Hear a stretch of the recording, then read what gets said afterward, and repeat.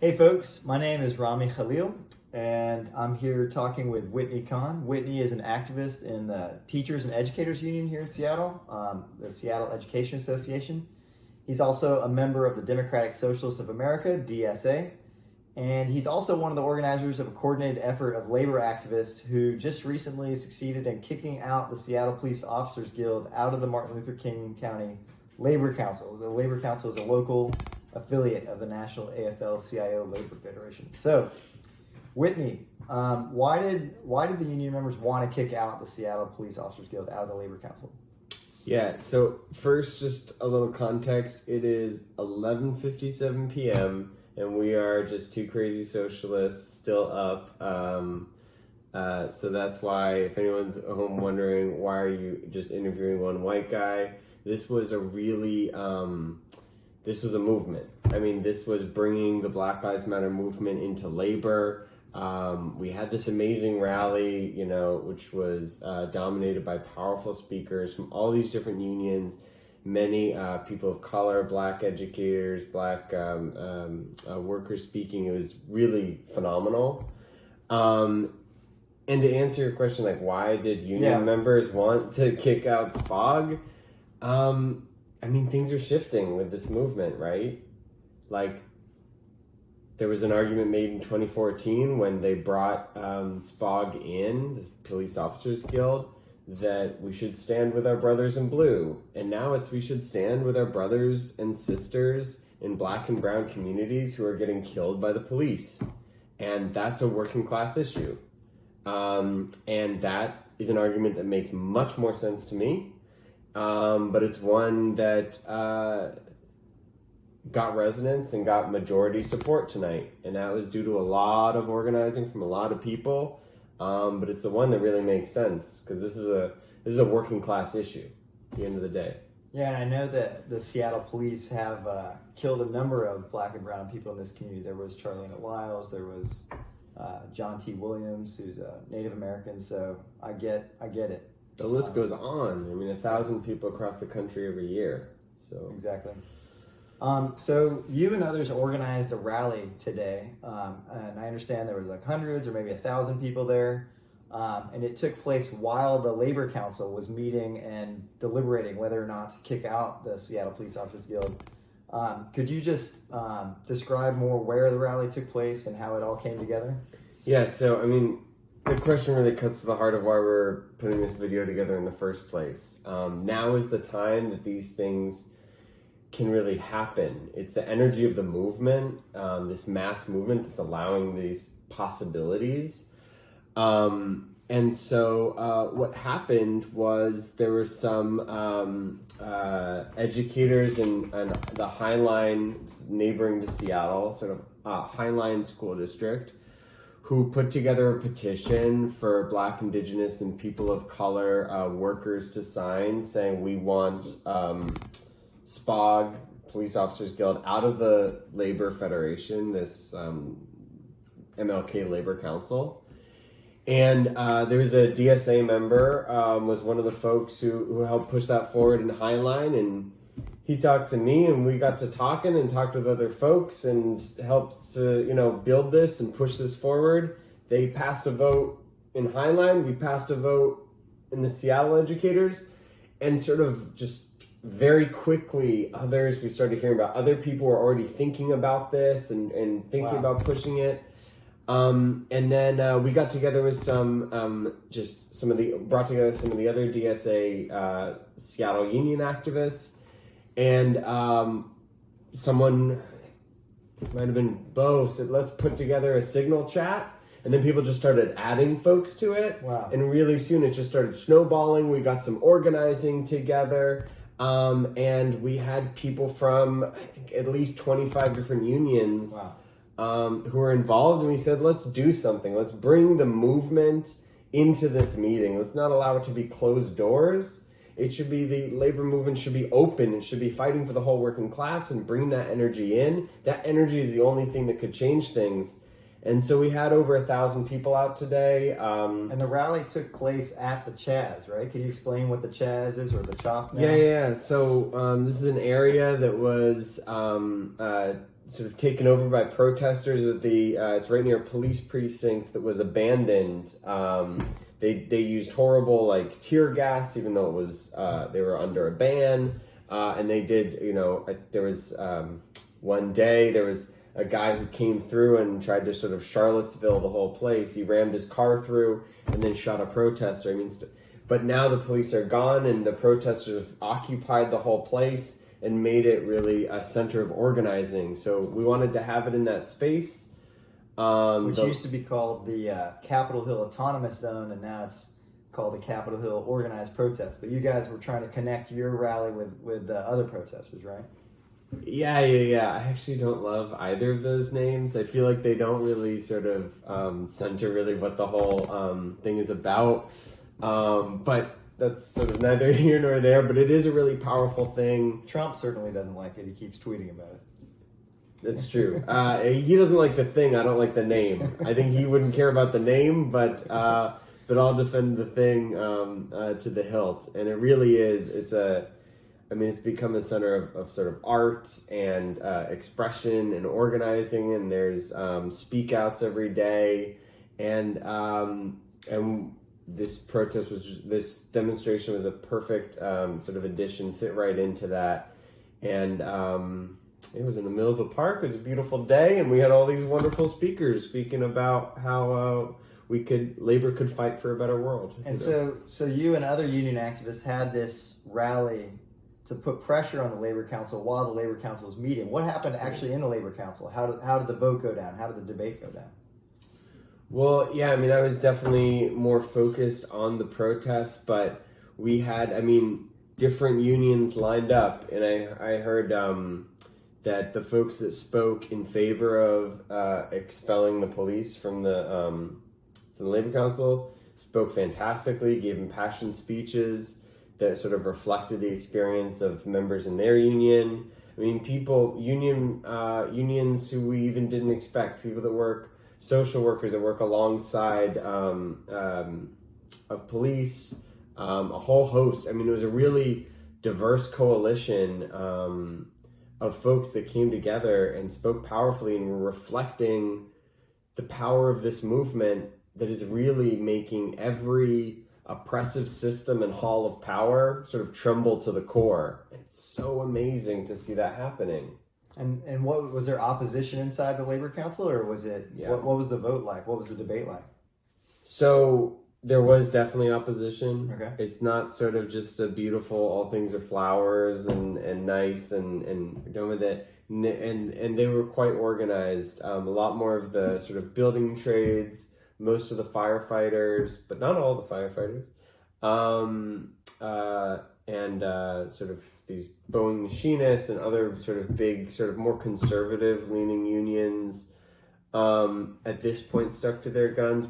That means we have more work to do, and they weren't largely a part. We had a couple laborers and iron workers and sort of individuals within these, but a lot of the same unions that on a national level wrote that letter about not being in support of a Green New Deal and other things. Like, there's a lot to win there, and there's a lot of backwards thinking, but they ended up being a minority, and it was about a 55% vote in favor, and SPOG is out of the Labor Council. Wow, now that's amazing. And as far as we know, that is the first city in the country to do this, right? As far as I know. That's as far as I know. Yeah. Definitely is not going to be the last. Like a few years ago, I know you and I did a lot of organizing for the $15 an hour minimum wage, and everyone said that's just crazy Seattle, and then it spread across the country. And do you think that this will spread? It seems like a huge deal. This is probably going to be breaking news tomorrow. Do you think this can spread across the country? I would be floored if this work wasn't going on across the country right now. We're just the sort of the anti-racist left, the socialists and all that stuff. We're just starting to get organized. Okay. So we don't, you didn't even hear about everything going on in Seattle. But I would be surprised if it didn't spread, and that's the whole point. That's why we're just making this at 12:06 in the morning now. just to try to do everything. If any other DSA member across the country is wanting to do this, spread it. If you want the, language of the things that we pass in different unions or connect or any of it, just to reach out. And let's connect and try to do everything we can. This is a moment where huge amounts of people have given their effort in their lives to create this situation where real change can happen. Let's not squander it. But I think the role of socialists is to help drag unions to really support this movement right now and start to take the steps. This is a start. This is not our finish, and we hope to do a lot more here in Seattle. But it absolutely needs to spread. You mentioned dragging the unions along. What do you think about the role of the union leaders? Like, I heard the union leaders making some criticisms of the Seattle Police Officers Guild recently. Did the union leaders play a helpful role in this effort, or how did it go? Some union leaders have been playing a helpful role for a long time. I think the dominant ideas in the labor movement have been the same ones that have led to a historic low of unionization, have been ones of retreat, negotiating with bosses, not going on strike, supporting corporate Democrats, bad trade deals, and all this stuff. It's ones of sort of retreat and just trying to sort of hold on to your little piece of the pie. And that is a horrible strategy. And that's a lot of the strategy that was dominant. It's not all labor union leaders, but it was dominant there. I mean, last year, this same Labor Council gave a community service award to the Seattle Police Officers Guild. Like, the same year that they shot and killed the mother of some students in the Seattle public schools, did they hold them accountable? No. They supported a contract that would roll back some of the limited accountability and oversight of the police. Okay. And then they gave them a community service award. And so now we're seeing that change. Tonight, it was a very different tune. Because tonight, they were under the eyes and ears and power of this mass movement that's been led by Black and brown communities rising up and saying, we're not taking it anymore. And so now we heard a very different tone, even from those same people. But that's how... Because I remember a couple years ago when there was a socialist running for city council, and her name's Kshama Sawant, she voted against, she was the one person on the Seattle City Council that did not support the contract with the Seattle Police Officers Guild, right? I mean, yeah. And then the labor leaders were upset with her, if I remember. There was Shama, who they use this as a big argument of why not to endorse her. The Seattle Police Officers Guild are racist bullies, and they use their power in a big way to make this not happen. And they also, I think it was a key argument in endorsing a DSA candidate, Sean Scott. I mean, it's like the labor movement being handcuffed by being in alliance with these racist bullies, these people whose job it is to oppress working class communities and reinforce racial divides in our society. So I'm glad they're gone. Yeah, I've been personally surprised when you finally get some socialist candidates that actually fight hard for workers, and still the labor leaders don't always support these socialist candidates. They're more committed to their these Democrats that run the city council, the Democrat that's mayor, that have been allowing the police to get away with this kind of murder, these kind of racist police brutality. Well, it's like, for 150 years, the labor movement's been grappling with the strategies, right? There were segregated unions. And that had to be a fight to desegregate unions. Back in the day. Oh, back in the day, and even now there's de facto segregation, but it comes back and it comes back and it comes back. Do you just try to is it just staking out your own little claim in a capitalist society and protecting yours and your little squad of people and just betraying everyone else? Or is the point of a labor movement to fight for the interests of the entire working class and to unite and change society? And that means fighting racism, that means fighting sexism, that means taking responsibility for the things that we produce and trying to take control of them in order to actually have a just world based on equality. And Those are two very different strategies. So you talked about the movement for Black Lives impacting the labor movement. What have been the main demands here in the Seattle area? What are the main demands that the Black Lives groups are demanding? The main demands that, I mean, there's different folks, but the main demands that are really rising to the top are, the key thing is defunding the police, right? Defunding the police and transferring that money to be invested in community-controlled social services, things that would really actually help, not this sort of like, limited scope view of what keeps people safe, but really getting to the root cause of things and helping to build healthier communities. So that's definitely a part of it, and defunding the police also is tied in with the incarceral state, where we have folks fighting against a youth prison here in Seattle, the Northwest Detention Center, and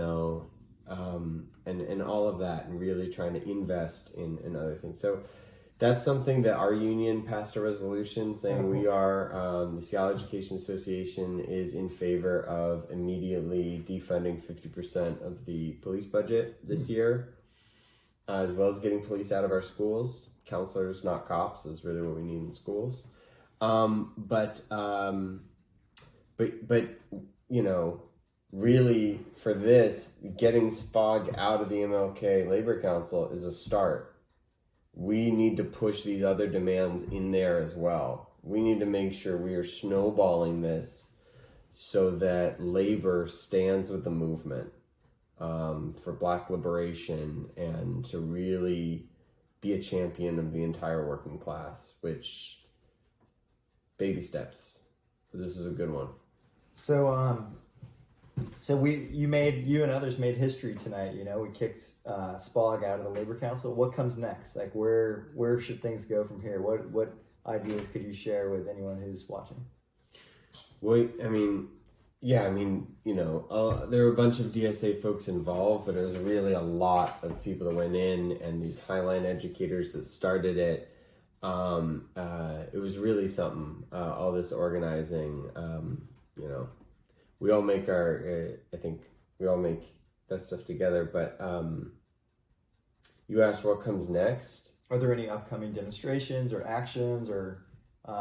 there's two ways to answer that. There's the Seattle answer, which is tomorrow is the 3-year anniversary of police killing Charlena Lyles. Her family has been incredible in their championing of these demands, saying, that this investigation into her death hasn't even been done. It's been blocked in the courts. That we need to defund the police, that the mayor needs to go for overseeing all this, which is also a big part, one of the demands of the movement. The movement's also demanding releasing all prisoners of, political prisoners and people, all the protesters who've been arrested. So there's that tomorrow. On Friday, something really exciting is happening. For the first time ever, for in solidarity with the Black Lives Matter movement, longshoremen up and down the West Coast are going to shut down the ports. Wow. Which would be a really, really awesome action. All the West Coast ports. As I understand it, from Seattle to San Diego. That's what I heard. It's really something. It's powerful. It would be, wouldn't it? It will be. It will be. I'm excited about it. I like that. But then there's also just, this thing's got to spread. Like, if you're in a different chapter of DSA watching this, seriously, I can't say enough times, just reach out. That's the only reason why we're making this at, 12:19, whatever. Just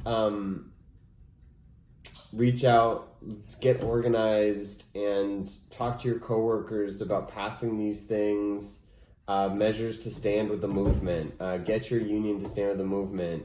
It's not just socialists wanting to make this stuff happen, and now is the time to bring the power of the movement into your union, to build those connections with your coworkers, and just make that stand happen.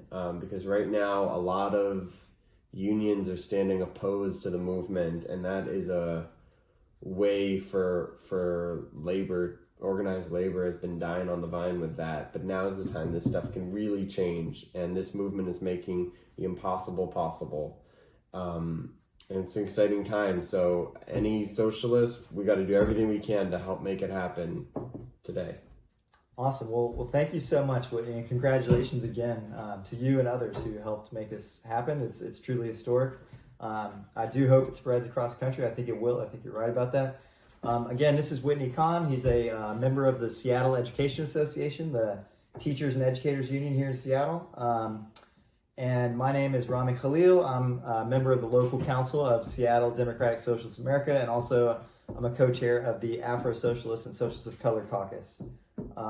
So thank you again, and good luck out there.